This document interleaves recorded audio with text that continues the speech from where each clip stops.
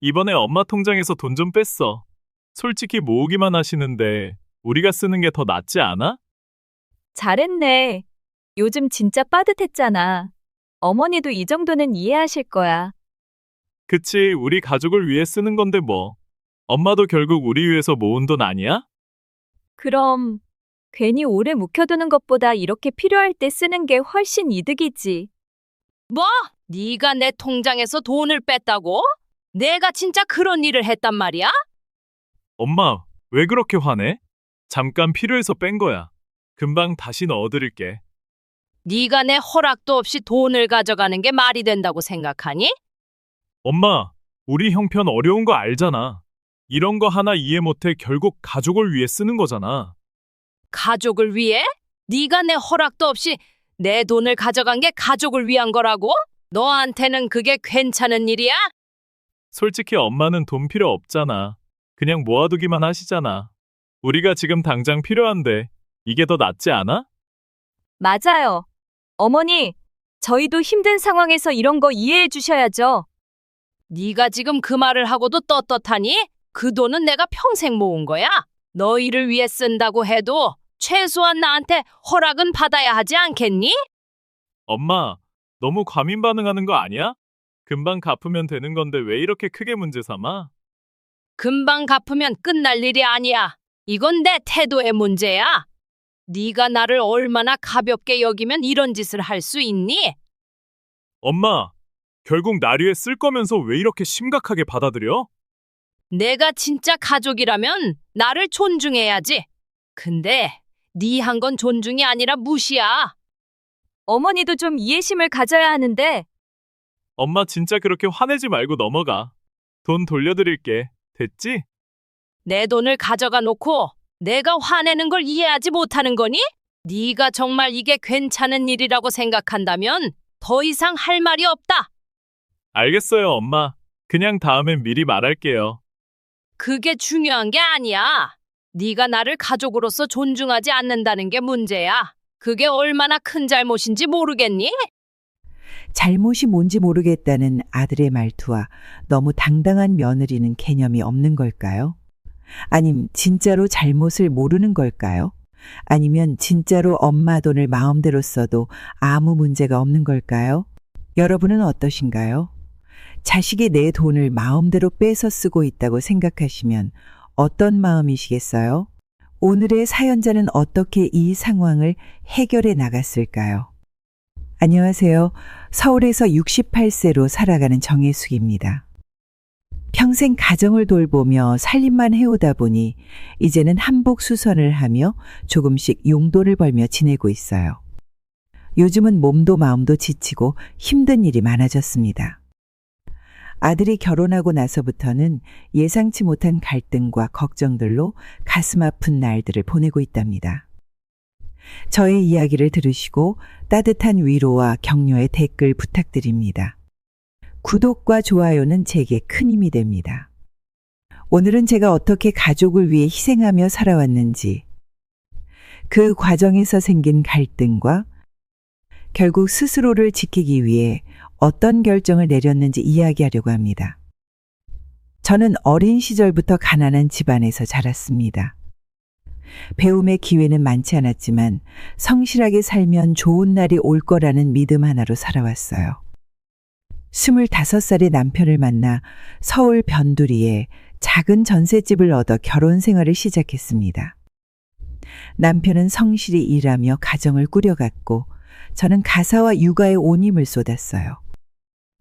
제 아들 민재가 태어났을 때 저는 세상을 다 가진 기분이었습니다. 아이에게만큼은 부족함 없는 환경을 만들어주고 싶어 아끼고 또 아꼈어요. 민재가 학교에 다니기 시작하면서부터는 아이의 교육에 더 힘을 쏟았습니다.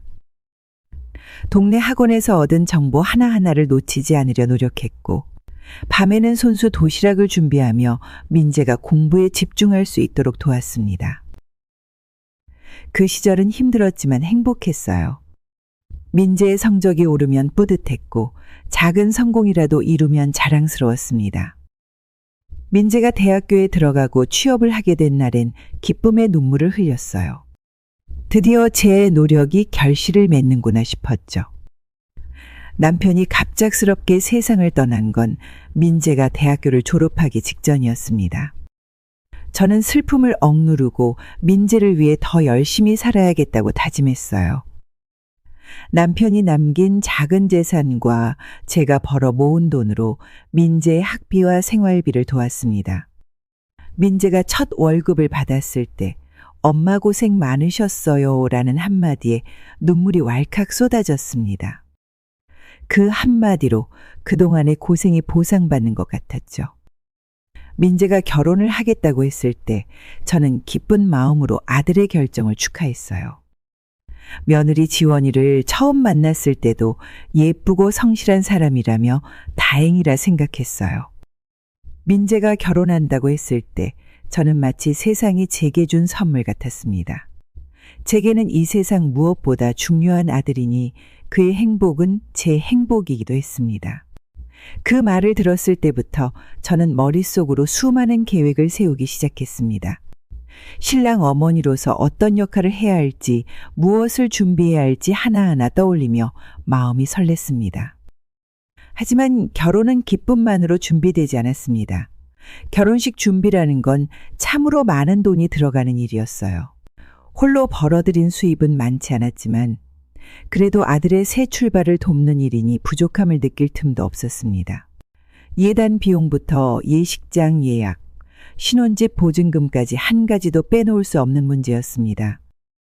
예식장을 예약하는 날 처음에는 긴장 반, 설렘 반으로 문을 들어섰습니다. 하지만 상담이 시작되면서 현실의 무게가 가슴을 짓누르기 시작했습니다. 상담원이 건넨 금액 견적서를 보고 저는 속으로 조용히 한숨을 내쉬었습니다. 이 정도 금액이면 내가 가진 돈으로는 부족하지 않을까라는 생각이 머릿속에 자리 잡았죠. 아들의 결혼식을 위해 그동안 모아두었던 적금을 깼습니다. 그것도 부족해서 친구들에게 빌려야 했습니다. 하지만 그 순간에는 전혀 아깝지 않았습니다. 아들이 사랑하는 사람과 새로운 가정을 꾸리는데 부모로서 돕는 게 당연하다고 여겼습니다. 돈이야 다시 벌면 되지. 스스로를 그렇게 다독이며 마음을 다잡았어요. 준비 과정에서 며느리가 될 사람, 지원과도 몇 번 만났습니다. 처음 만났을 때 지원의 수줍은 미소가 인상 깊었어요. 제 아들과 어울리는 사람이란 생각에 안도감도 들었습니다. 하지만 시간이 지나며 준비 과정 중 드러나는 지원의 작은 태도들의 마음 한구석이 불편하기도 했습니다. 저를 대할 때 눈을 마주치지 않거나 제가 고른 물건을 마음에 들어 하지 않는 모습을 보면서도 저는 그저 아직 낯설어서 그러겠지라고 애써 이해하려 했습니다. 결혼식 당일 민재가 멋지게 차려입고 서 있는 모습을 보며 참 많은 감정이 교차했습니다. 저 아이가 어릴 때는 골목을 뛰어다니던 게 엊그제 같은데 이제는 어엿한 가장이 되는구나 하는 생각에 뭉클했습니다. 민재의 환한 얼굴을 보는 것만으로도 저는 그동안의 고생이 하나도 힘들지 않았습니다. 마음속으로 잘 살아라, 내 아들아라고 수없이 되뇌며 그날을 지켜봤습니다. 하지만 결혼식이 끝난 후 집으로 돌아와 방에 혼자 앉아 있을 때는 묘한 공허함이 찾아왔습니다.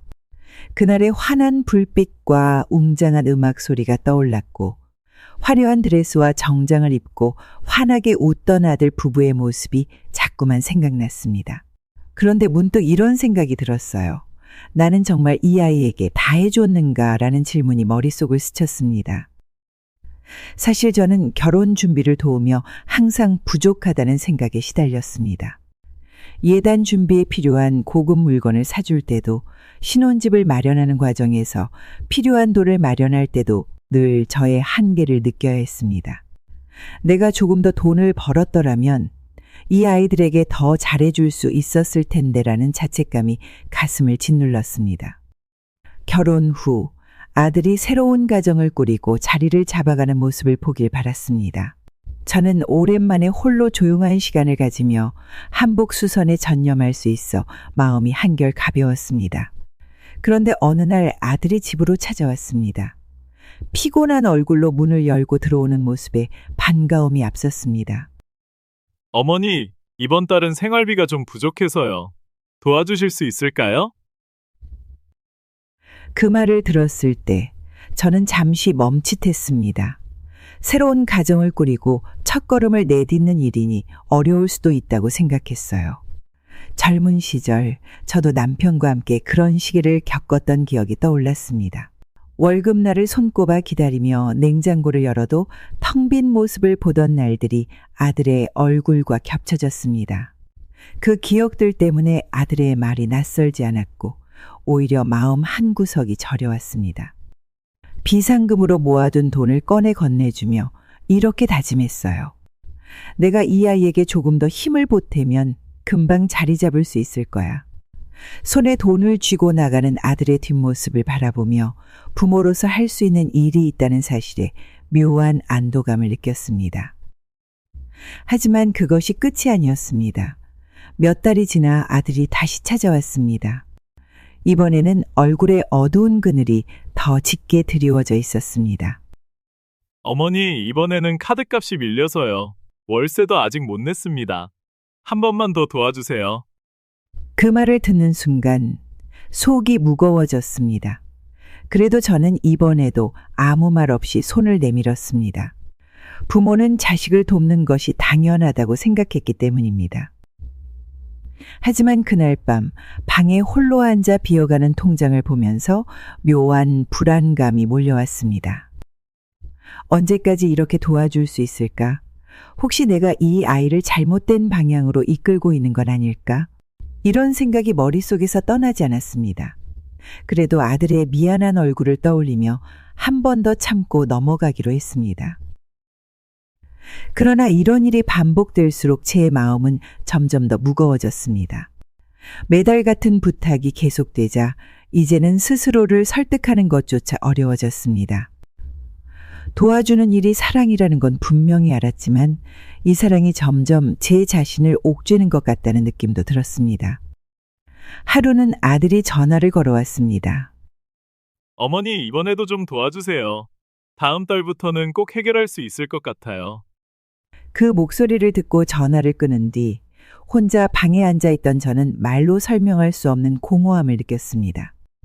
도와주는 일이 점점 당연해지는 것 같아 마음이 복잡해졌습니다. 시간이 흐를수록 아들의 부탁은 줄어들지 않았습니다. 매달 반복되는 생활비 문제, 그 뒤에 담긴 아들의 무거운 숨소리는 저를 점점 더 힘들게 만들었습니다. 그날 밤 계좌 잔고를 확인하다가 손이 떨렸습니다. 얼마 남지 않은 돈을 보며 내가 준비했던 노후가 이렇게 사라질 수도 있겠구나 하는 불안감이 제 마음을 짓눌렀습니다. 아들이 결혼 후 자주 도움을 요청해 올 때마다 저는 부모로서 도울 수 있는 한 끝까지 돕고 싶었습니다. 그날도 아들은 전화로 어려움을 털어놓았습니다. 월급이 들어오기 전까지 급하게 마련해야 하는 돈이 필요하다는 것이었습니다. 어머니, 정말 마지막입니다. 이번만 도와주시면 제가 바로 해결할게요. 그 말을 들으면서 가슴이 답답해졌습니다. 통장의 잔고는 이미 바닥을 드러낸 지 오래였고 이제 제가 가진 선택지는 많지 않았습니다. 그래도 아들이 공경에 처한 것을 그냥 두고 볼 수는 없었습니다. 결국 제가 할 수 있는 가장 현실적인 결정을 내렸습니다. 살던 아파트의 전세를 정리하고 월세로 옮기기로 한 것이었습니다. 이 결정은 쉽지 않았습니다. 아파트는 남편과 제가 땀 흘려 모은 돈으로 마련한 소중한 보금자리였기 때문입니다. 그 집의 벽 하나, 문 하나에 깃든 추억이 떠오를 때마다 마음이 쓰렸습니다.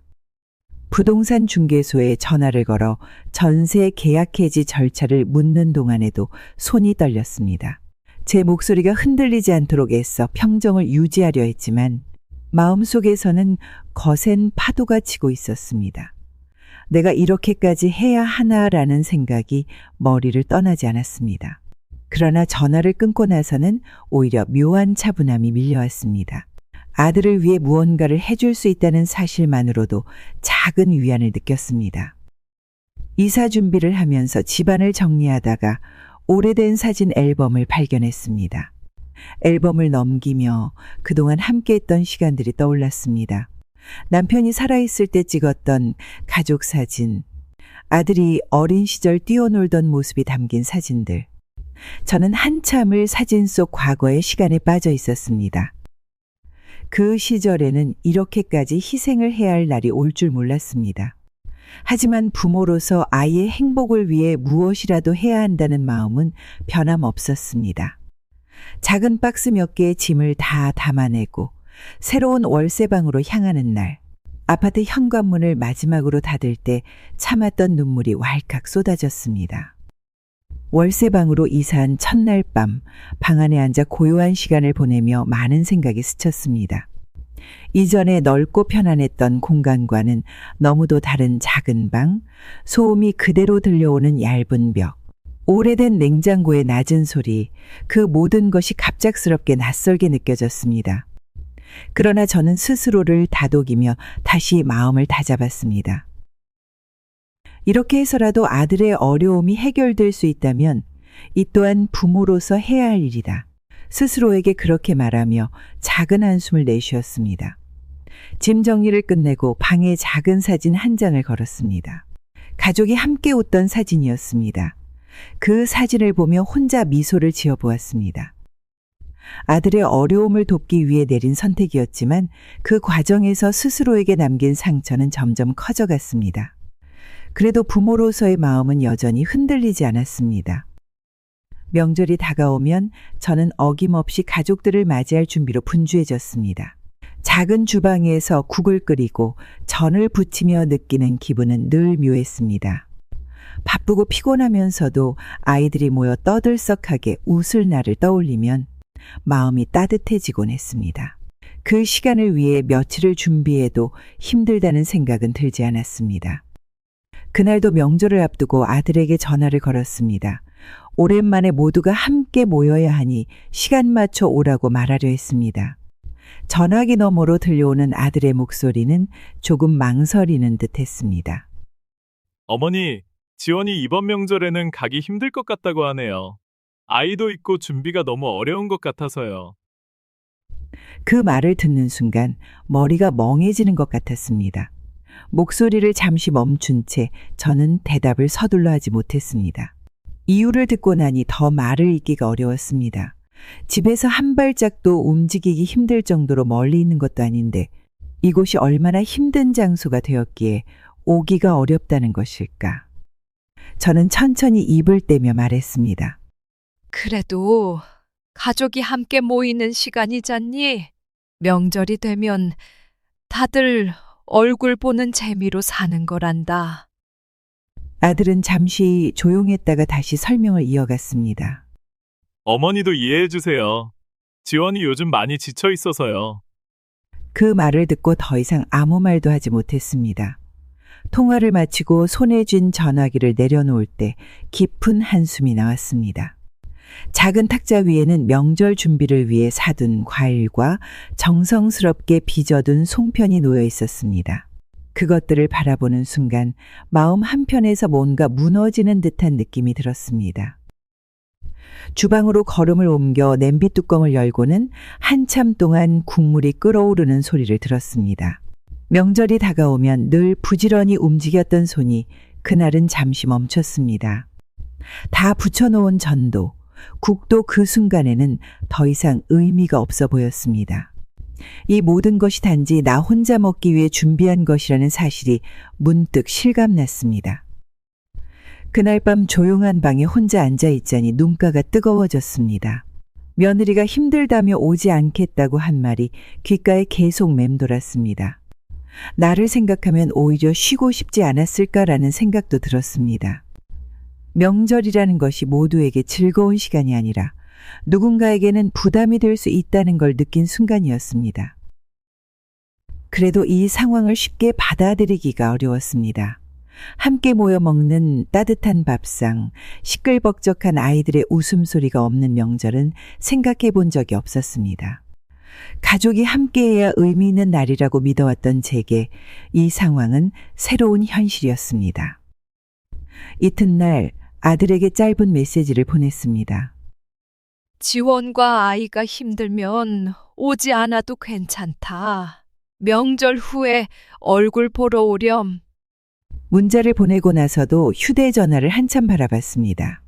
뭔가 답장이 올 것 같았지만 오랫동안 화면은 조용했습니다. 그 침묵이 무엇보다 길게 느껴졌습니다. 그날 밤 저는 명절 음식을 조금씩 정리하며 혼자 상을 차렸습니다. 송편 몇 개와 끓여둔 국, 그리고 작은 반찬들. 조용한 식탁에 앉아 숟가락을 들었다가 다시 내려놓으며 한참을 멍하니 앉아 있었습니다. 처음 아들과 며느리가 결혼한 후 집이 오랜만에 활기를 되찾은 것 같았습니다. 명절뿐 아니라 주말마다 들러 이야기를 나누고 손주와 함께 집안을 뛰어다니는 모습을 보는 게 제 삶의 가장 큰 기쁨이었습니다. 방 안 가득 채워지던 웃음소리, 식탁을 둘러싸고 함께 나눴던 저녁 식사는 오랜 시간 혼자 지낸 제게 따뜻한 위안이 되었습니다. 하지만 어느 순간부터 방문 빈도가 점점 줄어들기 시작했습니다.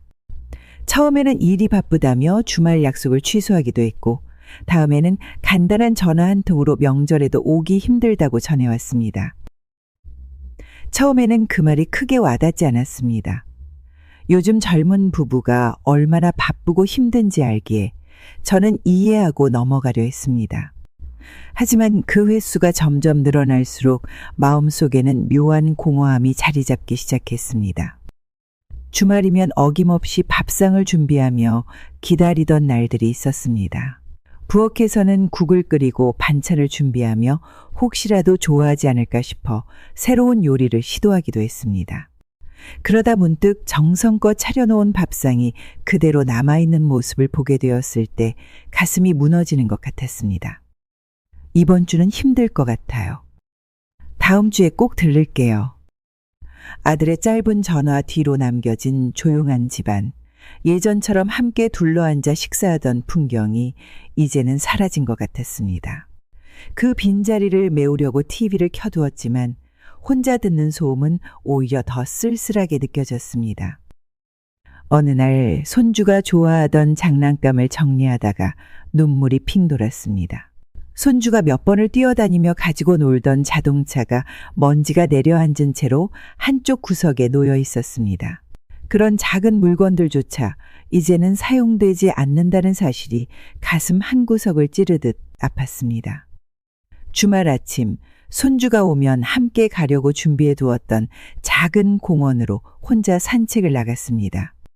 그곳에서 뛰어놀며 웃음을 터뜨리던 모습이 눈에 선했지만 그날의 공원은 어쩐지 더 조용하고 적막하게 느껴졌습니다. 집으로 돌아와 마주한 텅 빈 거실, 언제나 북적이던 공간이 이제는 지나치게 넓게 느껴졌습니다. 벽에 걸린 가족 사진을 보며 손주와 함께 찍었던 웃음 짓던 순간이 떠올랐습니다. 그런데 그 순간조차도 이젠 먼 과거처럼 느껴졌습니다. 전화기를 손에 들고 아들에게 연락을 해야 하나 망설였습니다. 매번 먼저 연락을 해야만 만날 수 있는 이 상황이 어쩐지 서글펐습니다. 그래도 부모라면 기다리는 게 당연하다고 여겨지기도 했습니다. 결국 휴대전화를 조용히 내려놓으며 그저 달력을 보며 다음 주를 기다리는 일이 반복되었습니다. 다음 방문이 약속되면 마음이 설렜습니다. 하지만 약속이 지켜지지 않을 때는 차마 실망을 표현하지 못하고 대신 웃으며 말했습니다. 괜찮다. 일이 바쁘면 어쩔 수 없지. 하지만 그런 말을 할 때마다 가슴 속에서 느껴지는 허전함은 가라앉지 않았습니다. 아들과 며느리의 발길이 점점 멀어질수록 가족의 온기를 간직한 공간은 점차 고요 속으로 가라앉았습니다. 다음 방문 약속이 잡힐 때면 저는 들뜬 마음으로 하루하루를 기다리곤 했습니다. 아들과 며느리 그리고 손주가 집에 들어와 떠들썩한 시간을 보내는 모습은 제게 가장 소중한 순간이었습니다. 손주의 밝은 웃음소리를 상상하며 방안을 정리하고 좋아할 만한 음식을 준비하는 동안에는 기다림조차 즐거웠습니다. 하지만 약속이 지켜지지 않는 날이 점점 더 잦아졌습니다. 아들이 전화로 오늘은 힘들 것 같다라고 말할 때마다 저는 그 말을 아무렇지 않은 척 받아들였습니다. 괜찮다. 일이 바쁘면 어쩔 수 없지. 그렇게 말하면서도 전화를 끊은 뒤에는 손에 쥔 전화기를 한참 내려놓지 못했습니다. 주방에 차려놓은 반찬들을 바라보며 기다리던 설렘이 공허함으로 바뀌는 순간을 여러 번 겪었습니다. 며느리가 점점 더 자신의 가족에만 마음을 쓰고 있다는 것을 느낄 때마다 저는 나만 혼자 멀어진 것 같은 기분에 휩싸였습니다. 손주를 데리고 집에 오더라도 며느리는 곧장 손주와 방 안으로 들어가거나 짧게 머물다 밖으로 나가는 일이 많아졌습니다. 함께 이야기를 나눌 시간이 줄어들수록 이 집안의 가족이라는 울타리가 점점 사라져가는 것 같았습니다. 어느 날 손주가 놀던 작은 자동차를 정리하며 며칠 전 있었던 일이 떠올랐습니다. 할머니, 우리 엄마가 외할머니네 가자고 했어요. 그 말을 듣는 순간 마음이 덜컥 내려앉는 것 같았습니다. 손주의 해맑은 얼굴을 바라보며 아무렇지 않은 척 웃어 보였지만 안쪽 깊은 곳에서부터 무언가가 무너지는 기분이었습니다. 손주와 며느리가 집을 떠난 뒤 남겨진 집안은 더없이 조용했습니다. 며느리는 점점 더 우리 가족과 시간을 보내는 일을 멀리했고 대신 자신의 가족과의 시간을 우선시하는 모습이 분명해졌습니다. 그런 날들이 이어질수록 저는 가족이 함께 나누던 시간들이 이제는 다시 돌아오지 않을 것 같다는 불안함이 커져갔습니다. 손주가 떠난 뒤 남은 장난감을 정리하며 방 안의 조용함을 느꼈습니다. 그 고요함 속에서 가족들이 함께했던 순간들이 점점 더 먼 과거로 느껴졌습니다. 손주와 함께 달리던 공원, 명절마다 준비했던 상차림, 온 식구가 모여 웃음으로 가득했던 시간이 어쩌면 다신 돌아오지 않을 것 같아 손끝이 차가워졌습니다. 괜찮다. 가족이란 건 각자 바쁘게 살아가다 보면 조금씩 그런 거지. 혼자 내뱉은 말이 방 안에 울려 퍼질 때 그 공허함은 더 커졌습니다.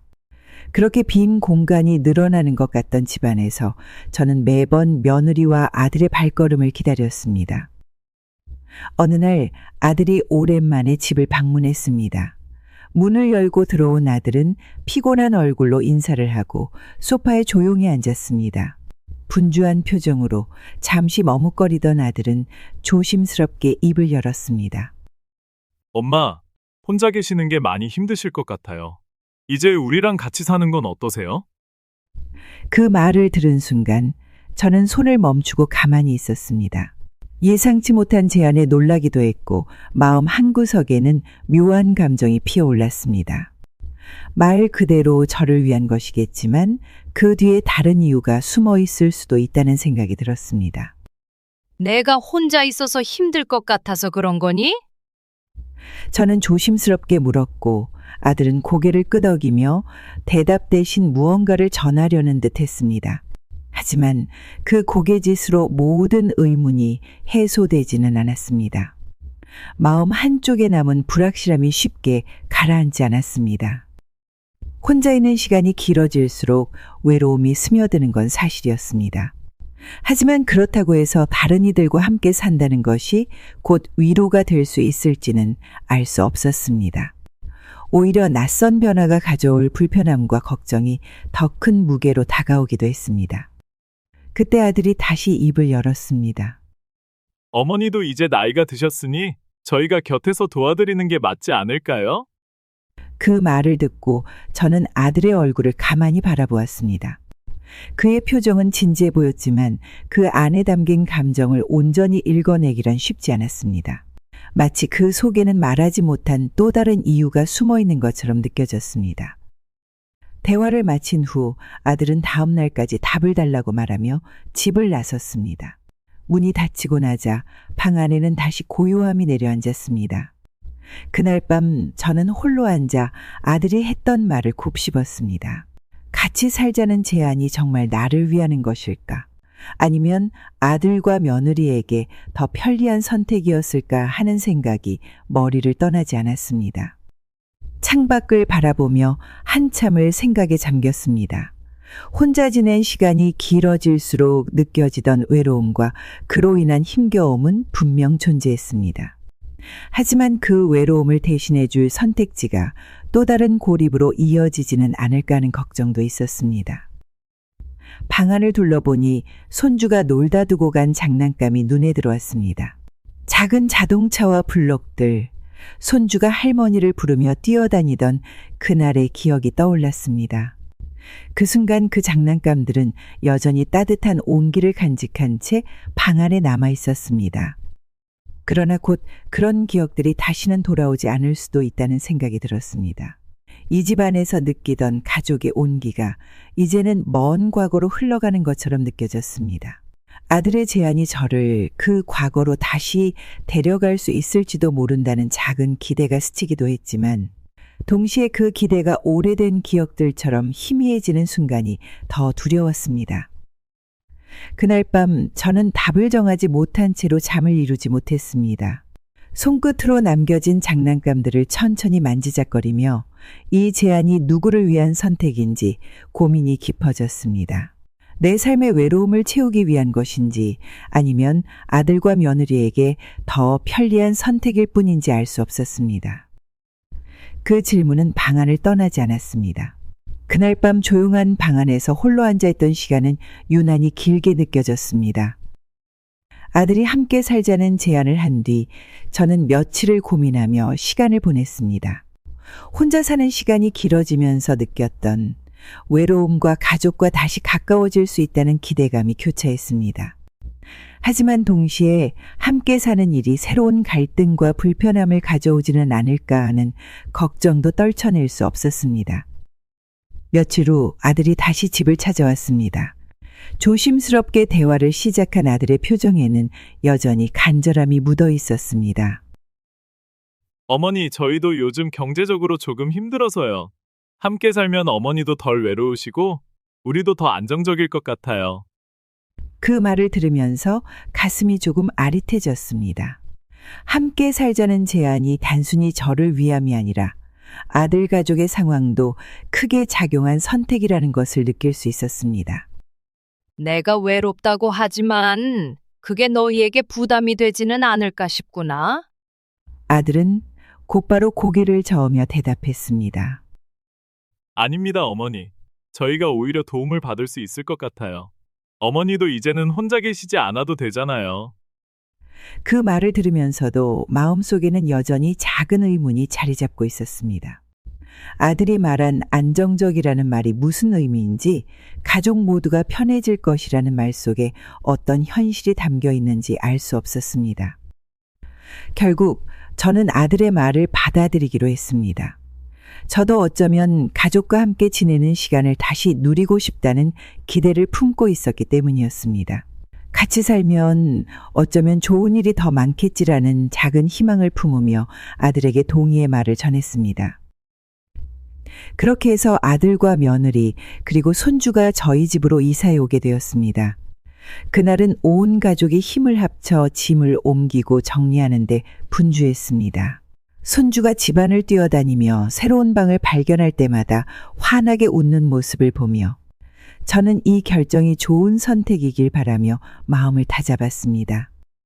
며느리가 이삿짐을 정리하면서 집안을 정돈하기 시작했을 때 저는 한 발 물러서서 지켜보기만 했습니다. 새 식구가 늘었으니 당연히 적응하는 과정이 필요하다고 생각했습니다.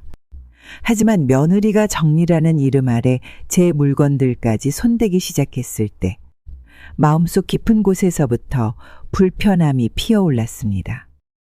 하루는 부엌에 들어갔다가 작은 찬장에서 무언가가 사라졌다는 것을 알아챘습니다. 남편이 생전에 사용하던 낡은 주전자였습니다. 그 주전자는 오래되어 손잡이가 조금 부러져 있었지만 저에게는 남다른 의미가 있었습니다. 남편과 함께 차를 마시며 나눴던 시간들이 담겨 있었기 때문입니다. 여기 있던 주전자 못 봤니? 며느리는 고개를 갸웃하며 대답했습니다. 어머니, 그거 너무 오래돼서 제가 정리했어요. 새로 싸드리려고 했는데 미리 말씀 못 드렸네요. 그 말을 들었을 때 순간적으로 머릿속이 하얘지는 것 같았습니다. 오래된 물건일지라도 그 안에는 제 삶의 조각들이 담겨 있었습니다. 그것이 사라졌다는 사실은 단순히 물건 하나를 잃어버린 것 이상의 충격으로 다가왔습니다. 며느리는 그저 실용적인 판단으로 처리한 것이겠지만 제게는 한마디 상의도 없이 사라진 추억의 무게가 너무나 크게 느껴졌습니다.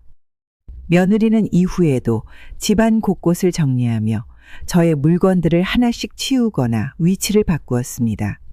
거실 한편에 놓여있던 남편의 사진이 갑자기 다른 방으로 옮겨져 있거나 제가 늘 사용하던 찬장의 물건들이 사라지는 일이 반복되었습니다.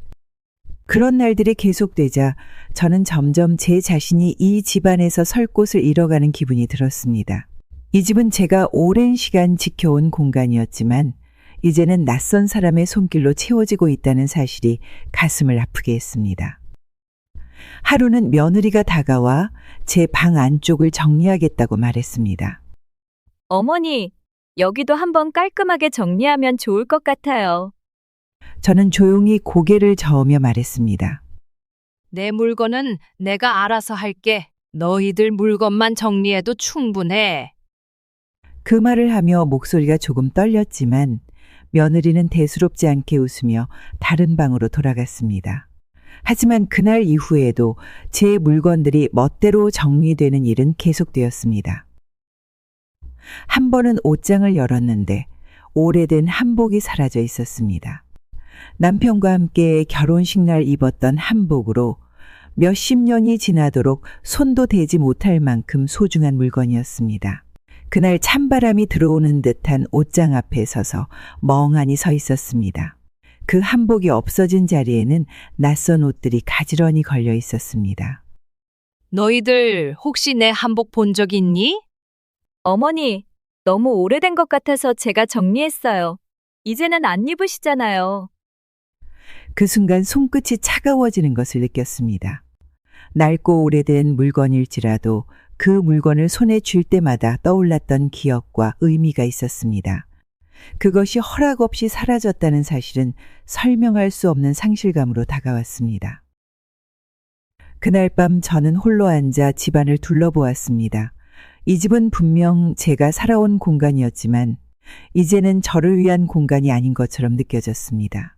하나둘 사라진 물건들, 바뀐 가구 배치, 달라진 집안의 모습은 제 기억 속의 집과 너무 멀어져 있었습니다. 어느 오후 손주가 방 안을 뛰어다니며 놀고 있었습니다. 어린아이가 집안을 활기차게 뛰노는 모습은 미소를 자아냈지만 한편으로는 불안한 마음도 들었습니다. 그날따라 손주의 장난이 유난히 컸고 방 안에 있던 소중한 물건들에 자꾸 손이 닿는 것이 눈에 들어왔습니다. 손주가 저희 결혼식 때 찍은 커다란 사진 액자를 손으로 만지작거리는 모습을 보며 저는 조심스럽게 다가가 말했습니다. 조심해야 해. 이건 할머니에게 아주 소중한 거란다. 손주는 고개를 끄덕였지만 곧바로 다른 물건들로 관심을 돌리며 방 안을 이리저리 뛰어다녔습니다.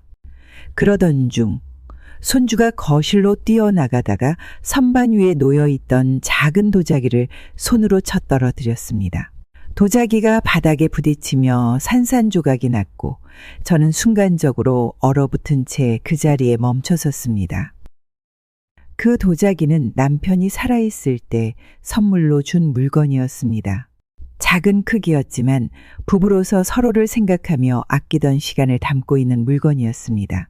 조각난 도자기를 바라보는 동안 마치 오래된 기억이 함께 부서지는 듯한 기분이 들었습니다. 손주는 도자기가 깨진 것을 보더니 잠시 멈춰서더니 이내 장난감 쪽으로 다시 관심을 돌렸습니다. 아무 말 없이 다른 곳으로 뛰어가며 놀기 시작하는 손주의 모습을 보며 저는 그 자리에서 말을 잃었습니다. 지훈아, 이건 할머니에게 아주 소중한 물건이었단다. 다음엔 조금 더 조심하면 좋겠구나. 그러나 손주는 대답 없이 다시 자신의 놀이에 열중했습니다. 저는 쪼그려 앉아 깨진 도자기의 조각들을 하나하나 손으로 모았습니다. 손끝에 닿는 날카로운 조각들이 작은 상처를 냈지만 그보다 더 아팠던 건 아무런 미안함도 없이 지나가 버린 순간들이었습니다. 조각들을 쓰레기 봉투에 담으며 머릿속에는 도자기를 주던 남편의 얼굴과 그날의 따뜻한 기억이 떠올랐습니다.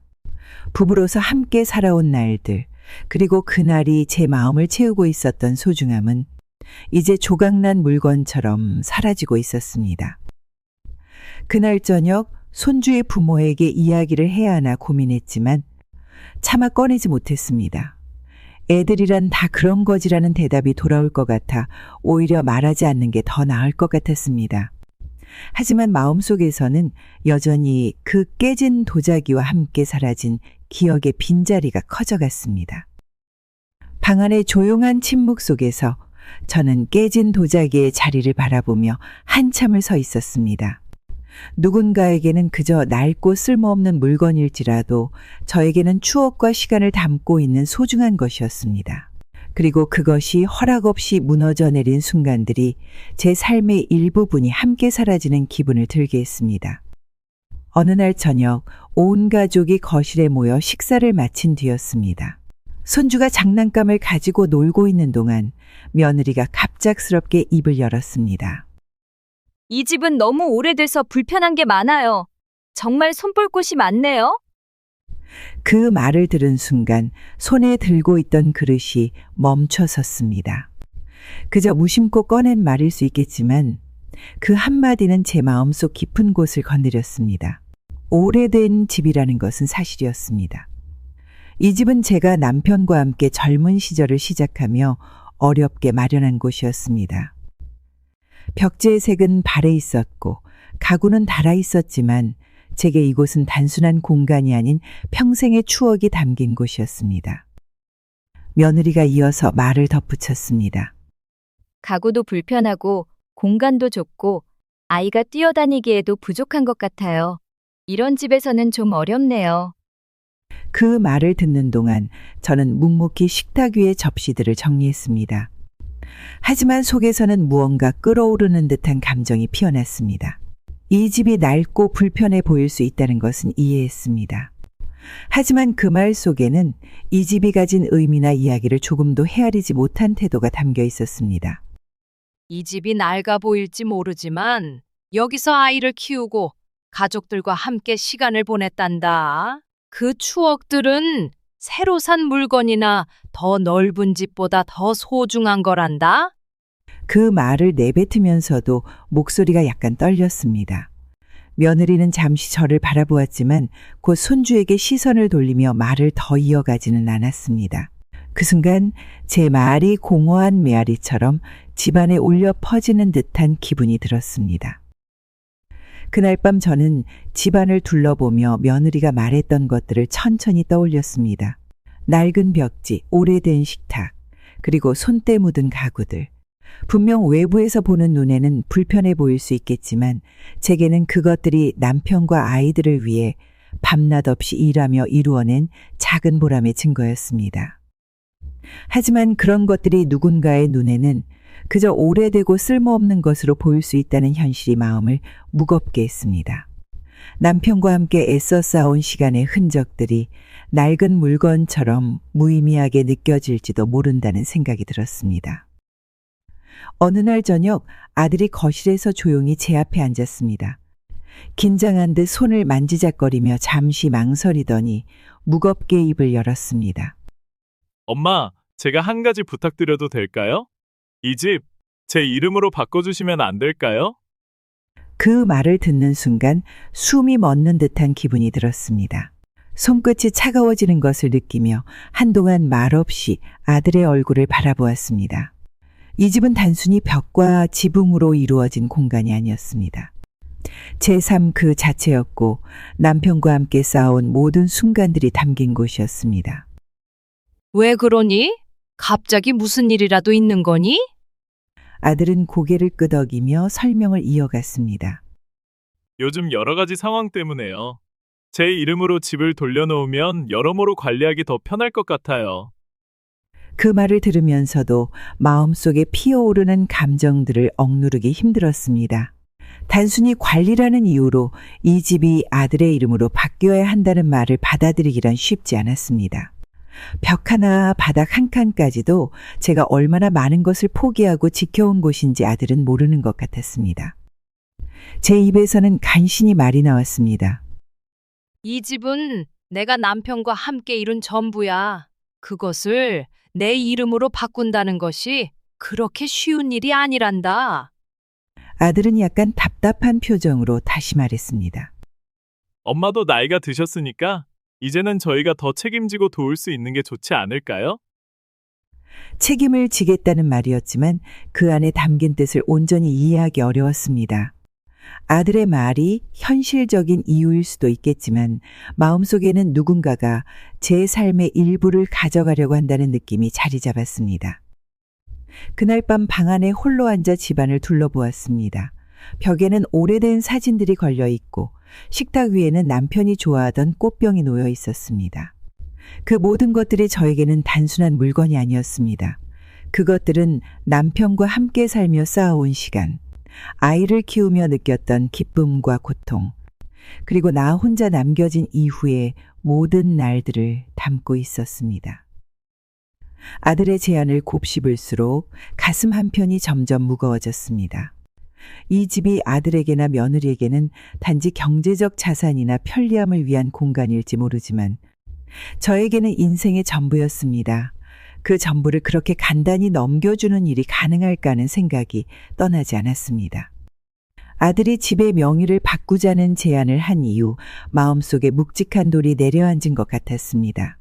그렇게 제 삶의 흔적을 내어주는 일이 쉬운 결정이 아니라는 것을 아들에게 어떻게 전해야 할지 고민하며 지내던 중 또 다른 일이 생겼습니다. 그날 오후 저는 짧게 외출을 했습니다. 시장을 돌아보고 작은 공원에 들러 혼자만의 시간을 가진 후 집으로 돌아왔을 때 며느리가 식탁 근처에 서 있었습니다. 얼굴에는 짜증스러운 기색이 가득했고 그 모습은 금세 상황이 좋지 않다는 것을 알게 했습니다. 어머니, 다녀오셨네요. 그런데 집안일을 조금 정리해 주시면 좋을 것 같아요. 제가 하루 종일 다 신경 쓸 수는 없잖아요.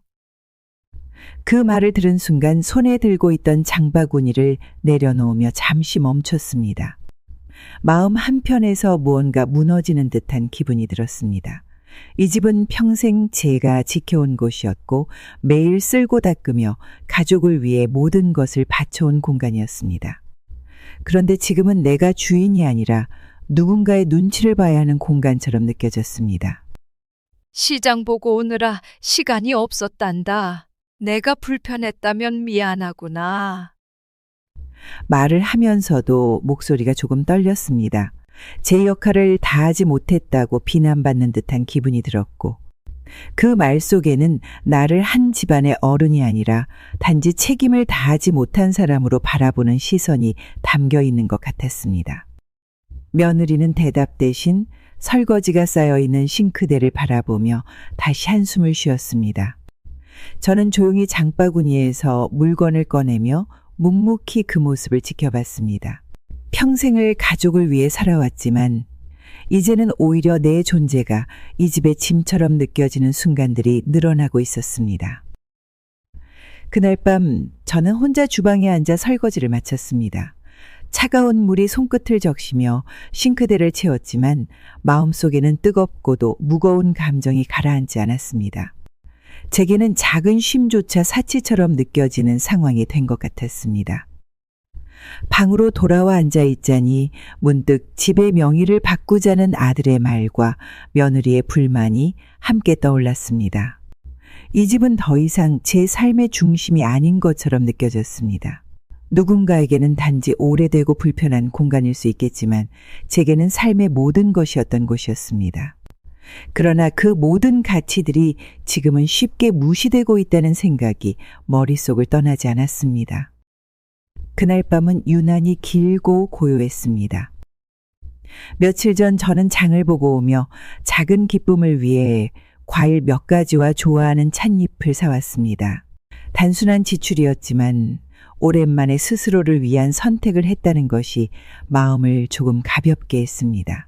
혼자 방에 앉아 따뜻한 차 한 잔을 마시며 평소보다 짧게나마 여유를 느낄 수 있었습니다.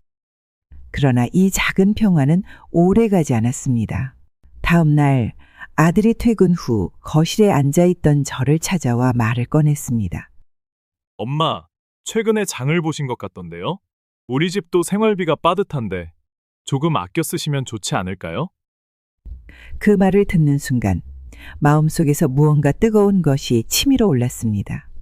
그동안 이 집안의 경제를 위해 제가 포기한 수많은 것들이 떠올랐기 때문입니다.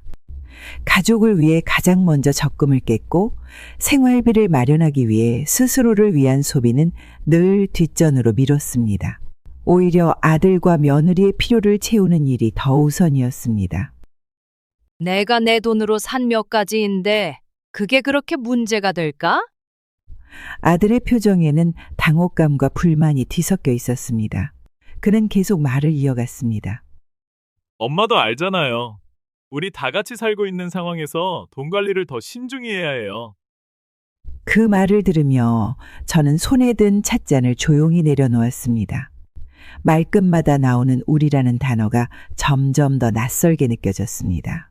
이 집은 제가 평생을 걸쳐 지켜온 곳이고 제 삶의 기반이었습니다. 그러나 이제는 마치 제가 이 가족에게 불필요한 존재라도 된 것처럼 나의 작은 소비조차 문제로 여겨지는 상황이 된 것이 서글펐습니다. 그날 밤 아들이 덧붙인 말이 계속 머릿속에 맴돌았습니다. 엄마도 함께 사는 만큼 같이 절약해야죠. 그 말은 제가 여전히 가족의 일원이 아닌 누군가의 눈치를 봐야만 하는 사람이 된 듯한 기분을 들게 했습니다. 방 안으로 들어와서 장바구니에서 사왔던 과일과 찻잎을 천천히 정리하며 생각에 잠겼습니다. 이건 분명 제가 제 돈으로 산 물건이었습니다. 아무도 대신해주지 않은 제 노력으로 제 시간을 투자해 마련한 작은 것들이었습니다. 그런데 이제는 그것조차 마음 편히 사용할 수 없다는 사실이 마음을 더 무겁게 했습니다. 그날 밤 방 안에 앉아있자니 가족을 위해 아끼고 양보했던 시간이 떠올랐습니다. 그런 선택들이 쌓여 지금의 이 집과 가족을 이뤘지만 결국 저에게 돌아오는 것은 감사가 아닌 불편함이라는 생각이 들었습니다. 그리고 그 불편함은 이 집에서 제 존재가 점점 더 작아지고 있다는 신호처럼 느껴졌습니다. 그날 밤 가족들의 잠든 소리가 들리는 조용한 집안에서 저는 여전히 마음을 다잡을 수 없었습니다. 아들의 말이 계속 머릿속을 맴돌았습니다. 엄마도 같이 절약해야죠. 내가 평생을 가족을 위해 바쳤던 시간과 노력, 그리고 그 희생이 이제는 더 이상 존중받지 못하는 것 같아 가슴이 답답했습니다. 다음 날 아침 은행에서 문자 메시지가 도착했습니다. 출금 완료 300만 원. 저는 잠시 멍해졌습니다. 제 계좌에서 나온 돈인데 기억에 없는 출금이었습니다. 급히 은행에 전화를 걸어 상황을 확인하던 중 아들이 생각났습니다. 불길한 예감이 머리를 스쳤습니다. 저녁이 되어 아들이 퇴근 후 집에 들어왔습니다. 저는 가슴속에서 울컥하는 마음을 누르며 그에게 물었습니다. 혹시 네가 내 통장에서 돈을 뺐니? 아들은 잠시 머뭇거리다 고개를 끄덕였습니다. 엄마 미안해요. 생활비가 너무 부족해서 그랬어요. 곧 돌려드릴게요. 그 말을 듣는 순간 손끝이 떨리는 것을 느꼈습니다. 제 삶에서 가장 소중히 여겼던 것은 가족이었고 그 가족을 위해 평생을 바쳤던 저였습니다. 하지만 이제는 제 재산조차도 허락 없이 가져가는 일이 당연하다는 듯 이루어지고 있다는 사실이 너무나 아프게 다가왔습니다.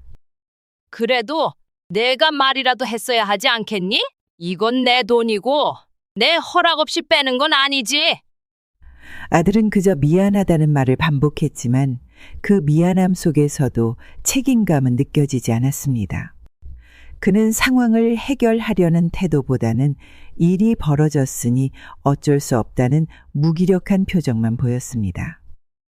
그날 밤 저는 통장을 들고 홀로 앉아 있었습니다.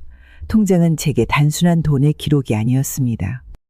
그것은 제가 오랜 시간 동안 가족을 위해 일하고 아껴둔 노력의 결과였습니다. 하나하나 절약하며 쌓아온 작은 금액들이 이제는 내 손을 떠나 누군가의 필요로 인해 허락 없이 사용되고 있다는 사실이 너무도 무겁게 느껴졌습니다. 내일이 되면 통장 잔액이 얼마나 남았는지 은행에 직접 가봐야겠다고 생각했습니다. 하지만 그 순간 이 돈이 다시 제 손으로 돌아올 수 있을지조차 확신할 수 없다는 현실이 저를 더 깊은 침묵 속으로 몰아넣었습니다. 통장 잔액을 확인한 뒤로 마음은 더 무거워졌습니다. 가족을 위해 쌓아둔 돈이 이제는 내 손을 떠나버렸다는 사실에 그동안의 노력과 희생이 무의미해진 것처럼 느껴졌습니다. 아들이 미안하다는 말만 반복했지만 그 말이 어떤 진심을 담고 있는지는 느낄 수 없었습니다. 집안에서의 제자리는 점점 더 작아지고 있다는 생각이 머릿속에서 떠나지 않았습니다. 며칠 후 며느리가 주방에서 설거지를 하며 가볍게 말을 꺼냈습니다. 어머니, 혹시 요즘 노인요양병원에 대해 생각해 보신 적 있나요? 그 말이 떨어지자마자 저는 손에 들고 있던 숟가락을 내려놓았습니다. 그 말의 의도가 무엇인지 단박에 이해할 수는 없었지만 마음 한편에서 불편함이 솟아올랐습니다. 요양병원 이야기는 그저 우연히 나온 것이 아니라는 것을 느낄 수 있었습니다. 요양병원이라니? 내가 아프지도 않은데 왜 그런 얘기를 하니? 며느리는 웃으며 대답했습니다. 요즘은 꼭 아프지 않아도 편하게 지낼 수 있는 좋은 시설들이 많더라고요. 어머니께서도 한번 생각해 보시면 어떨까 싶어서요. 그 말에 속이 서늘해지는 기분이 들었습니다. 며느리가 말하는 편안함이라는 단어 속에는 제게서 벗어나고 싶다는 뜻이 숨어 있다는 것을 직감할 수 있었습니다. 가족의 중심이 되어야 할 집에서 나는 이제 짐처럼 여겨지고 있는 건 아닐까 하는 생각이 머리를 떠나지 않았습니다. 그날 밤 홀로 방 안에서 앉아있던 저는 며느리의 말을 곱씹었습니다. 요양병원은 어쩌면 단순한 제안이 아니라 며느리가 내게서 더 거리를 두고 싶어하는 신호처럼 느껴졌습니다. 아들과 며느리가 함께 살자는 말을 꺼냈을 때의 설렘과 기대는 이제 완전히 사라지고 그 자리를 씁쓸함이 채워갔습니다. 집안의 소음이 멀어지는 듯 조용해질수록 제 존재는 점점 더 투명해지는 것 같았습니다. 가족을 위해 살아온 모든 시간들이 이제는 그들의 삶에서 짐이 되고 있다는 현실이 너무도 뚜렷하게 다가왔습니다. 며느리의 이야기는 단순한 대화가 아니었습니다. 그것은 이제 가족의 울타리에서 벗어나야 한다는 신호로 느껴졌습니다. 그 신호가 점점 더 강하게 느껴질수록 저는 스스로를 지키기 위한 힘이 필요하다는 것을 느꼈습니다. 하지만 그 힘을 어디서부터 찾아야 할지 알 수 없었습니다. 며느리가 요양병원을 언급한 이후 지훈의 태도도 조금씩 변해가기 시작했습니다. 처음에는 단순히 아이의 기분 탓이라 생각했습니다. 하지만 시간이 지날수록 지훈이 저를 대하는 말과 행동에서 서늘한 거리가 느껴졌습니다. 어느 날 지훈이 좋아하는 간식을 만들고 방으로 가져갔습니다. 지훈아, 할머니가 내가 좋아하는 떡볶이를 만들어 봤는데 한번 먹어볼래? 그러나 지훈은 짧게 고개를 젓더니 단호한 목소리로 말했습니다. 엄마가 할머니 음식 너무 많이 먹지 말랬어요. 그 말을 듣는 순간 손에 들고 있던 접시를 내려놓으며 멈춰섰습니다. 이 작은 아이의 말 속에는 며느리가 평소에 무심코 했던 말들이 그대로 담겨 있다는 것을 느낄 수 있었습니다. 저를 향한 며느리의 차가운 시선이 손주의 입을 통해 전해지는 것 같아 마음이 아팠습니다. 며칠 뒤 거실에서 지훈이 장난감을 어질러 놓고 뛰어다니는 모습을 보고 조심스럽게 말을 건넸습니다. 지훈아, 할머니가 도와줄게. 우리 같이 정리해보자. 하지만 지훈은 저를 힐끔 쳐다보더니 짜증 섞인 목소리로 대답했습니다. 안 해요. 엄마가 할머니가 치우니까 하지 말라고 했어요. 그 말을 들으며 가슴 한쪽이 무너지는 듯한 기분이 들었습니다. 지훈이 어릴 적에는 저를 졸졸 따라다니며 손을 잡고 다정히 웃던 기억이 머릿속을 스쳐갔습니다. 하지만 이제는 어린 손주조차 저를 멀리하고 그 작은 입에서 나오는 말들이 며느리의 태도를 그대로 담아내고 있다는 사실이 너무도 선명했습니다. 그날 밤 방 안에 홀로 앉아 있자니 지훈과 함께했던 따뜻한 순간들이 떠올랐습니다. 손을 잡고 공원에서 뛰어다니던 시간들, 함께 책을 읽으며 웃던 시간들. 그런데 이제는 그 모든 기억이 먼 과거처럼 느껴졌습니다. 손주가 저를 사랑스러운 할머니로 여기기보다는 어른들이 만든 벽 너머의 사람처럼 느끼는 것이 가슴을 짓눌렀습니다. 며느리가 평소에 저를 대했던 태도와 말투가 아이의 행동에까지 영향을 미쳤다는 사실이 너무나 서글펐습니다. 지훈이 무심코 던진 말들이 제게 작은 바늘처럼 꽂혔습니다.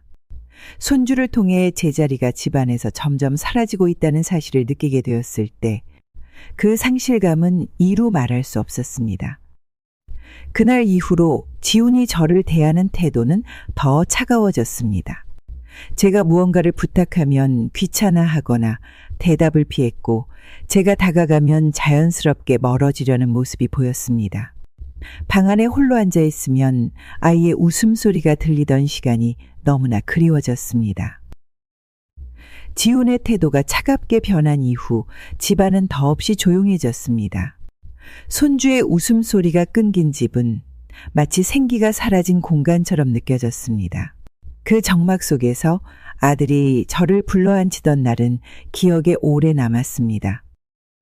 아들은 서류 한 묶음을 손에 들고 긴장된 표정으로 저를 마주했습니다. 순간 무슨 일이 있구나 싶어 조용히 그의 말을 기다렸습니다. 엄마, 제가 하나 부탁드릴 게 있어요. 요즘 저희가 사는 게 좀 빠듯해서요. 은행 대출을 받으려는데 엄마 이름으로 보증을 좀 서주실 수 있을까요? 그 말을 듣는 순간 머릿속이 하얘지는 것 같았습니다. 아들의 부탁이 왜인지 너무 무겁게 느껴졌습니다. 그동안 제가 도운 것도 모자라 이제 제 이름으로 보증까지 서야 한다니 마음속에 복잡한 감정들이 얽히며 한동안 대답을 하지 못했습니다. 그게 무슨 뜻이니? 내가 보증을 서는 게 얼마나 큰일인지 아니? 아들은 한숨을 쉬며 말을 이었습니다. 엄마, 저도 이런 부탁드리는 거 쉽지 않아요. 하지만 지금 상황에서는 엄마 도움이 필요해요. 꼭 갚을 거고 큰 문제는 없을 거예요. 아들의 말에 한동안 손을 떨며 아무 말도 하지 못했습니다. 가족을 위해 희생하는 일이 이제는 당연한 의무처럼 여겨지는 것 같아 마음이 아팠습니다. 이 집도 제 통장도 이미 가족을 위해 열어두었는데 이제 제 이름마저 필요로 하는 상황이 저를 한없이 작아지게 만들었습니다. 내 이름으로 보증을 선다는 건 내가 감당해야 할 책임이 너무 큰 일이야. 너도 그걸 알겠지? 아들은 저를 설득하려는 듯 다시 말을 꺼냈습니다. 엄마, 지금은 이런 식으로라도 저희가 일어설 수 있는 기회가 필요해요. 엄마가 도와주시면 정말 다시는 이런 부탁 안 드릴게요. 그 말에 눈앞이 흐려지며 무언가 차오르는 느낌이 들었습니다. 평생 아들과 가족을 위해 모든 것을 내어주었지만 그 결과가 이렇게 또다시 희생을 요구받는 상황이라는 사실이 마음을 찔렀습니다. 그날 밤 저는 잠을 이루지 못했습니다. 가족을 위해 살아온 제 인생은 어느 순간부터 그들에게 당연한 존재로 자리 잡은 것 같았습니다. 하지만 보증이라는 무게가 저를 옥죄어오면서 이 부탁을 들어주는 것이 과연 옳은 일인지 고민에 빠졌습니다. 책임감과 사랑 사이에서 무거운 선택을 내려야 하는 순간 저는 홀로 어두운 방 안에서 깊은 한숨을 내쉬며 마음을 다잡으려 애썼습니다. 며칠 후 평소처럼 조용한 오후였습니다. 아들과 며느리는 방 안에서 낮은 목소리로 대화를 나누고 있었습니다. 문이 살짝 열린 틈으로 흘러나오는 말들이 제 귀에 들어왔습니다. 그저 일상적인 이야기일 거라고 생각하며 들으려 하지 않았지만 들리는 내용은 제 마음을 단숨에 멈추게 했습니다. 이 집을 파는 게 제일 현실적인 방법 아닌가요? 교육비 문제도 해결하고 우리도 좀 더 넓고 편한 곳으로 갈 수 있잖아요. 그 말에 아들이 한숨을 쉬며 대답했습니다. 엄마가 집을 파는데 동의할지는 모르겠어. 하지만 설득하면 이해하시겠지. 결국 우리를 위해서 하는 일이니까. 그 말을 들은 순간 손에 들고 있던 행주가 바닥으로 떨어졌습니다. 온몸이 굳어 움직일 수 없었습니다. 그들이 이야기하는 내용은 마치 제가 없는 곳에서 이 집의 운명을 결정하는 것처럼 느껴졌습니다.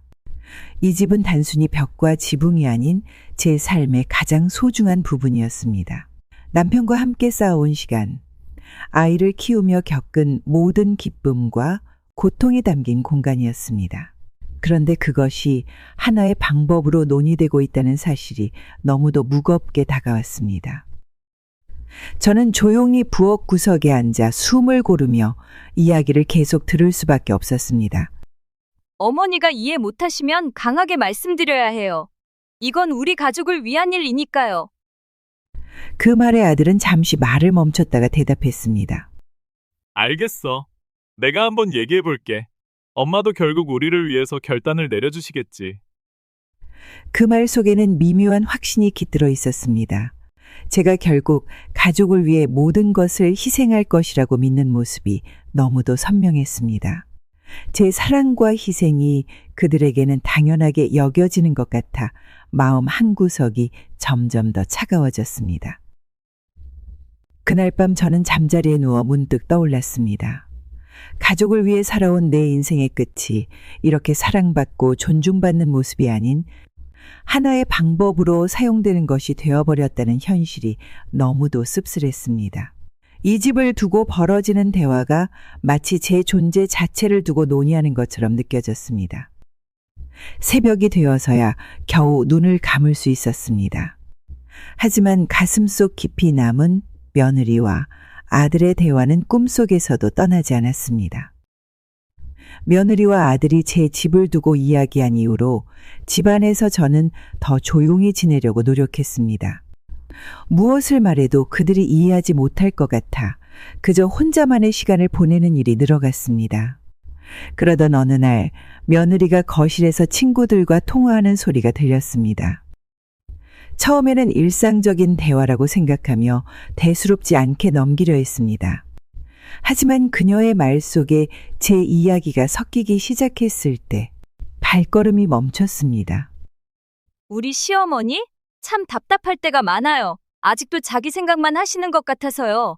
다들 그렇게 느끼는 거 아니에요? 그 말을 듣는 순간 심장이 쿵 내려앉는 듯 했습니다. 며느리의 목소리는 가볍고 장난스럽게 들렸지만 그 안에는 제 존재를 가볍게 여기고 있다는 것이 느껴졌습니다. 이어지는 그녀의 말은 저를 더욱 작아지게 만들었습니다. 아직도 옛날 방식대로만 살려고 하셔서 힘들어요. 새롭게 바꾸려는 건 전혀 이해 못 하시고요. 요즘 시어머니들 중엔 이런 분들 없지 않아요? 그 말에 친구들이 웃으며 동의하는 듯한 소리가 들렸습니다. 그 소리 하나하나가 마치 제 가슴을 무겁게 짓누르는 것 같았습니다. 며느리가 저를 대하는 태도와 시선이 단순히 우리 가족 내에서만의 문제가 아니라 그녀의 세상 전체에 퍼져 있다는 것을 느끼니 서글픈 마음을 감출 수 없었습니다. 저는 부엌 구석에 조용히 앉아 눈을 감았습니다. 가슴 속에서 밀려오는 감정이 잔잔한 물결처럼 출렁거렸습니다. 저는 그녀에게 나쁜 시어머니가 되지 않기 위해 항상 조심하려 했습니다. 그들의 생활 방식을 존중하고 집안에서 불편함을 주지 않으려 애써왔습니다. 그런데도 며느리는 저를 이렇게 다른 사람들에게 가볍게 말할 수 있는 존재로 여기고 있다는 사실이 너무 아프게 다가왔습니다. 며느리는 대화를 마치고 방으로 들어갔지만 그때 들었던 그녀의 목소리와 웃음은 제 마음에서 떠나지 않았습니다. 부엌에 남아있던 저는 그녀의 말 속에 담긴 무게와 의도를 이해하려고 했지만 그저 깊은 한숨만 나올 뿐이었습니다. 그날 밤 방으로 돌아와 며칠 전의 일들과 겹쳐지는 며느리의 대화를 떠올렸습니다. 아들과 며느리에게 내가 단순한 부담으로 느껴지고 있다는 사실이 점점 더 분명해질수록 제 존재는 가족의 중심에서 더 멀어지는 것 같았습니다. 제 인생의 가장 큰 가치였던 가족이 이제는 제게 상처를 주는 가장 큰 이유가 되었다는 것이 너무도 무겁게 느껴졌습니다. 며느리의 가벼운 대화를 엿들은 날 이후 마음의 상처는 더욱 깊어졌습니다. 집안에 머무는 시간이 더 고독하게 느껴졌고 가족이라고 믿었던 사람들 사이에서 점점 더 외로워졌습니다.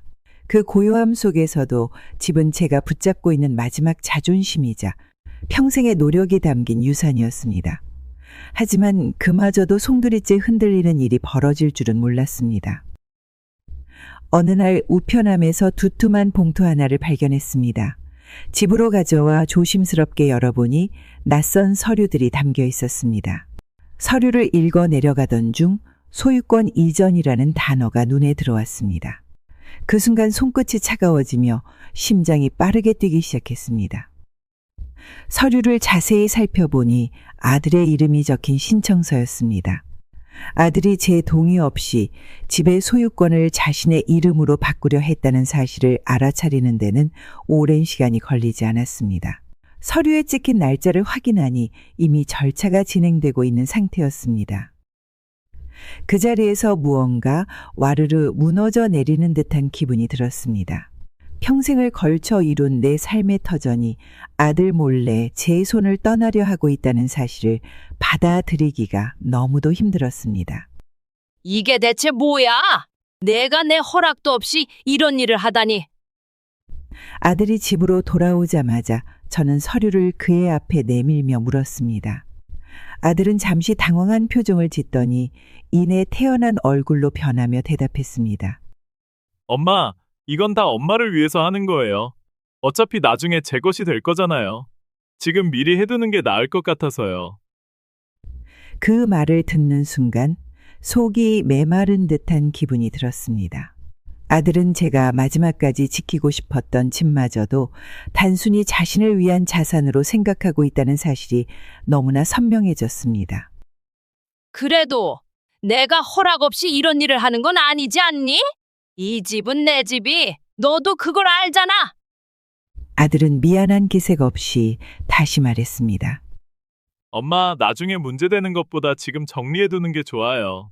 다 엄마를 위해서 하는 거니까 너무 걱정하지 마세요. 그의 말은 저를 위해서라는 핑계로 포장되어 있었지만 그 속에는 자신의 편의를 위해 저를 밀어내려는 의도가 뚜렷이 담겨 있었습니다. 그날 밤 저는 서류를 들고 홀로 앉아 있었습니다. 이 집은 단순한 건물이 아니었습니다. 제 삶의 모든 순간들이 담긴 공간이었고 가족을 위해 희생하며 지켜온 저 자신과도 같은 것이었습니다. 그런데 그것이 이제는 제 동의조차 없이 빼앗길 위기에 처했다는 현실이 저를 더 깊은 슬픔 속으로 밀어넣었습니다. 방 안의 불빛이 꺼질 때까지 저는 혼자 남아 서류를 바라보며 고민에 잠겼습니다. 과연 이 집을 지킬 수 있을지 아니면 모든 것을 포기해야 할지 알 수 없었습니다. 그날 밤 손에 들고 있던 소유권 이전 서류를 바라보며 온몸이 무거운 돌로 눌린 듯한 기분이 들었습니다.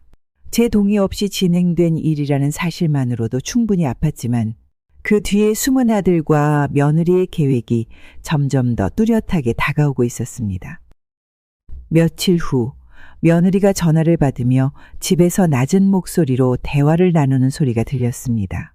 부엌에서 설거지를 하던 저는 우연히 그녀의 목소리에 귀를 기울이게 되었습니다. 네, 지금은 그냥 조용히 진행하고 있어요. 어머니가 알아채기 전에 끝내야 할 것 같아요. 그 말에 손에 들고 있던 접시를 떨어뜨릴 뻔했습니다. 그녀의 말은 명확했습니다. 아들과 며느리가 함께 이 집을 자신들의 이름으로 돌리려는 계획을 꾸미고 있다는 것이 분명해졌습니다. 제가 없는 듯이 그들의 목소리가 이어졌고 모든 대화는 저를 투명 인간으로 만드는 듯한 느낌을 주었습니다. 저는 더 이상 침묵할 수 없다는 것을 느꼈습니다. 가족을 위해 희생한 세월을 부정당하는 기분에 제 가슴속 깊은 곳에서 무언가가 요동쳤습니다. 하지만 감정에 휘둘리지 않기 위해 조용히 마음을 가다듬고 행동으로 옮기기로 결심했습니다. 다음 날 저는 오랜만에 외출 준비를 했습니다. 복잡한 마음을 안고 가까운 법률 사무소를 찾아갔습니다. 낯선 공간과 긴장된 분위기가 저를 더욱 위축되게 했지만 포기할 수 없었습니다. 이 집이 제 모든 것입니다. 가족이지만 제 허락 없이 이렇게 진행되는 일이 너무 두렵습니다. 제가 무엇을 할 수 있을까요? 변호사는 제 말을 조심스럽게 들으며 법적으로 어떤 선택이 가능한지 설명해 주었습니다. 그동안 참아왔던 억울함과 슬픔이 그 자리에서 터져나올 것 같았지만 저는 끝까지 참았습니다. 제가 이 집을 지킬 수 있는 방법을 찾는 것이 지금의 최우선 과제였습니다. 변호사의 도움을 받아 저는 서류가 진행되지 못하도록 중단 요청을 넣었습니다. 집안에서 벌어지는 모든 일들이 이제는 더 이상 제 뜻을 벗어나지 않도록 해야 한다는 결심이 강해졌습니다. 집으로 돌아오는 길, 저는 변호사 사무실에서 받은 서류를 가방 속에 단단히 넣으며 마음을 다잡았습니다.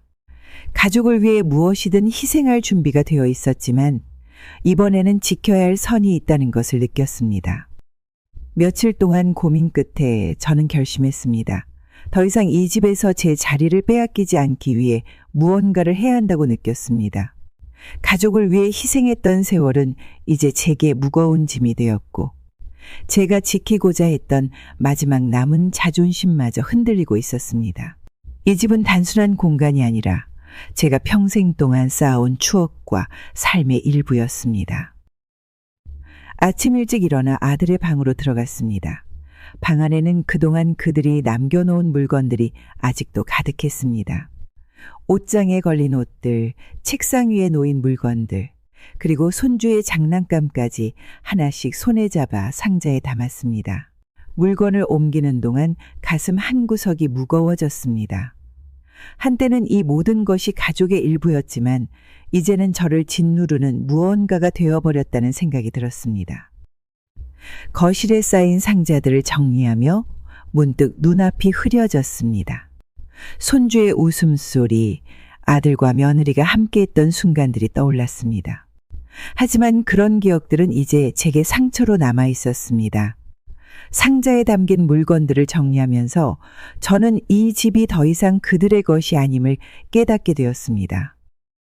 모든 짐을 문 밖으로 내놓은 후 저는 아들에게 전화를 걸었습니다. 내 물건을 모두 정리해뒀어. 정해진 시간에 와서 가져가렴. 아들은 잠시 침묵하다가 낮은 목소리로 대답했습니다.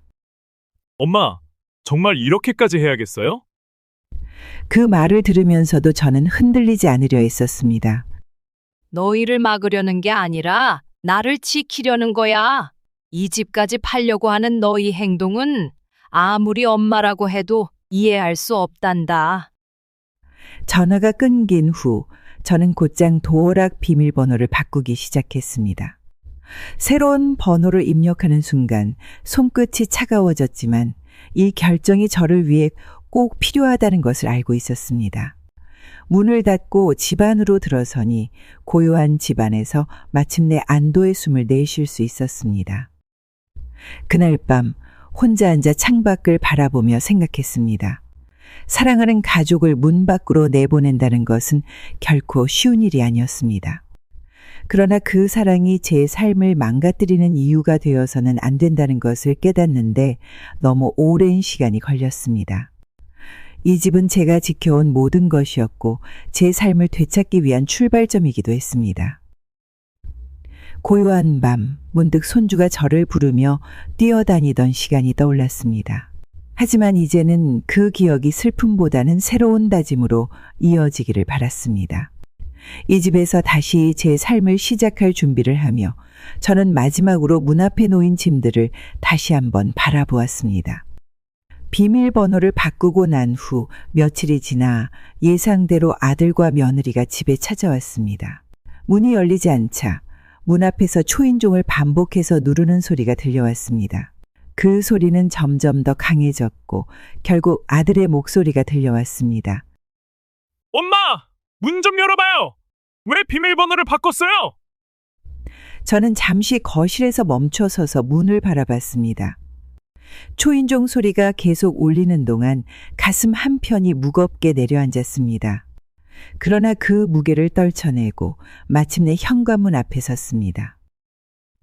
문을 열지 않은 채 문 너머로 차분하게 말했습니다. 비밀번호를 바꿨으니 앞으로는 약속하고 와줬으면 좋겠구나. 그 말에 아들의 목소리가 더 커졌습니다. 엄마! 우리가 가족인데 왜 갑자기 이러세요? 가족끼리 이럴 필요 없잖아요! 저는 잠시 말없이 그들의 소리를 들었습니다. 며느리의 목소리도 들려왔습니다. 어머니, 우리를 이렇게 문 밖에 세워두는 게 말이 돼요? 우린 갑자기 어디로 가라고요? 그들의 말을 들으면서도 저는 차분하게 대답했습니다. 너희가 가족이라면 내 마음도 이해해야 하지 않겠니? 그동안 너무 많은 걸 참아왔어. 그동안 너희가 나에게 보여준 행동을 생각해 봐라. 문 앞에서 더 이상 말이 없자 아들과 며느리는 한동안 조용히 서 있었습니다. 그러나 초인종을 누르던 손길은 멈췄고 문 너머로 들려오던 그들의 목소리도 서서히 사라졌습니다. 그들이 돌아가는 발소리가 들릴 때까지 저는 현관문 앞에 서서 깊은 숨을 내쉬었습니다. 문을 닫고 돌아서며 가슴속 깊은 곳에 여러 감정이 뒤엉켰습니다. 가족을 문 밖에 두는 일이 얼마나 어려운 결정인지 그 순간에 더욱 절실히 느껴졌습니다. 하지만 동시에 제 삶을 되찾기 위한 시작이라는 다짐이 다시금 마음을 강하게 잡아줬습니다. 아들과 며느리가 문 앞에서 돌아간 이후 집안은 다시금 조용해졌습니다. 그러나 그들의 목소리와 태도는 계속 머릿속을 떠나지 않았습니다. 가족이라는 이름 아래 제가 감내해야 했던 모든 순간들이 떠올랐고 더 이상 이런 상황을 반복해서는 안 된다는 생각이 강하게 들었습니다. 그날 밤 저는 오랜 시간 생각했습니다. 가족을 사랑하는 것과 스스로를 지키는 것 사이에서 너무 오랫동안 후자를 미뤄왔다는 것을 깨달았습니다. 이제는 그들에게 분명히 말해야 할 때가 왔습니다. 이 집과 제 삶은 더 이상 그들의 편의를 위해 존재하지 않는다는 것을. 다음 날 아들과 며느리에게 연락하지 않기로 결심했습니다. 그들이 다시 연락하거나 찾아오더라도 어떤 대화도 하지 않을 생각이었습니다. 저는 그들이 진심으로 자신의 행동을 되돌아보고 저에게 사과하며 독립적인 삶을 시작할 결심을 하기 전까지 침묵을 지키기로 했습니다. 며칠 후 아들은 전화를 걸어왔습니다. 엄마, 우리가 잘못했어요. 이제 문 좀 열어주시고 우리 다시 이야기해요. 그의 목소리에는 어딘가 어색함이 느껴졌습니다. 과거 같았으면 저는 그의 말을 듣고 문을 열어줬을 것입니다. 하지만 이번에는 달랐습니다. 저는 대답 없이 전화를 끊었습니다. 더 이상 그들의 어설픈 사과로는 이 상황을 바꿀 수 없었습니다. 진정한 책임감과 변화가 없는 한 제가 내린 결정을 돌이킬 이유는 없었습니다. 며느리가 메시지를 보냈습니다. 어머니, 저희도 잘못이 있었던 것 같아요. 앞으로 더 조심하겠습니다. 그러니 다시 받아주시면 좋겠어요. 그 메시지를 읽으면서 그들이 저를 단순히 받아들여야 할 대상이 아니라 존중해야 할 사람으로 생각하게 되는 날이 오기를 바랐습니다. 며칠이 지나자 그들의 연락은 점점 뜸해졌습니다. 문 밖에서 초인종을 누르던 소리도 더 이상 들리지 않았습니다. 그 고요 속에서 저는 다시 한번 확신했습니다. 저는 제 선택을 통해 스스로를 지키고 있었고 그들은 이제 더 이상 저를 당연히 여길 수 없다는 것을 깨달아야 했습니다. 밤이 되어 창밖을 바라보며 문득 손주와 함께 놀던 날들이 떠올랐습니다. 그 기억들이 더 이상 저를 아프게 하지 않기를 바랐습니다. 제 사랑은 여전히 그들을 향해 있었지만 그 사랑이 저를 무너뜨리는 이유가 되어서는 안 된다는 것을 다시 마음에 새겼습니다. 그들이 진정으로 변화하고 저를 존중하는 마음을 보여줄 때까지 저는 이 결정을 지키기로 했습니다. 그동안 묵묵히 걸어온 제 삶을 이제는 제가 책임지고 지켜야 했습니다. 며칠이 지나자 아들과 며느리는 꾸준히 연락을 해왔습니다. 사과의 말도 많았고 앞으로는 다르게 하겠다는 약속도 들려왔습니다. 하지만 그들의 말 한마디 한마디가 진심으로 느껴지지 않았습니다. 진정한 변화는 말로만 되는 것이 아니라 행동에서 드러나야 한다는 것을 저는 오랜 시간 동안 배웠습니다. 하루는 아들이 다시 전화를 걸어왔습니다. 엄마, 정말 미안해요. 이번엔 제대로 잘해볼게요. 한 번만 더 믿어주세요. 그 말을 듣는 순간 제 가슴 속에서는 수많은 감정이 뒤엉켰습니다. 아들이 진정으로 사과하는 것 같았지만 여전히 그 말 속에 숨겨진 책임감 없는 태도가 느껴졌습니다. 내가 너희를 용서하지 않으려는 게 아니야. 정말 나를 생각하고 너희 삶을 독립적으로 살아가는 모습을 보여줘야 해. 말만으로는 안 돼. 이제는 너희가 직접 행동으로 보여줘야 하지 않겠니? 아들은 짧게 대답했습니다. 알겠어요, 엄마. 노력해볼게요. 전화를 끊고 나서도 마음속에 남은 무거움은 쉽게 사라지지 않았습니다. 그들이 정말 변화할 수 있을지, 그리고 우리가 다시 가족다운 관계로 돌아갈 수 있을지 확신할 수 없었습니다. 하지만 한 가지는 분명했습니다. 저는 이 집을 지키고 저 자신을 지키기 위해 앞으로도 제 결정을 흔들리지 않고 지켜나갈 것입니다. 구독자 여러분, 저는 이렇게 오랜 시간 동안 가족과의 갈등을 겪으며 많은 것을 배웠습니다. 가족이라는 이름 아래에서도 서로를 존중하고 마음을 다해 이해하려는 노력이 필요하다는 것을 깨달았습니다. 그저 함께 산다고 해서 진정한 가족이 되는 것은 아닙니다. 서로가 서로를 이해하고 책임 있는 행동으로 존중을 보여줄 때 비로소 가족이라는 울타리가 진정으로 완성된다는 것을 느꼈습니다. 여러분은 가족과의 관계에서 어떤 어려움을 겪고 계신가요? 혹시 제 이야기가 공감이 되셨다면 아래의 댓글로 여러분의 생각과 경험을 나눠주세요. 그리고 이 영상이 마음에 드셨다면 구독과 좋아요, 알림 설정도 부탁드립니다. 여러분의 관심과 응원이 저에게 큰 힘이 됩니다. 앞으로도 저의 이야기를 통해 서로 공감하고 위로할 수 있는 시간을 만들어가고 싶습니다. 여러분의 따뜻한 마음이 제게도 큰 위로가 됩니다. 감사합니다.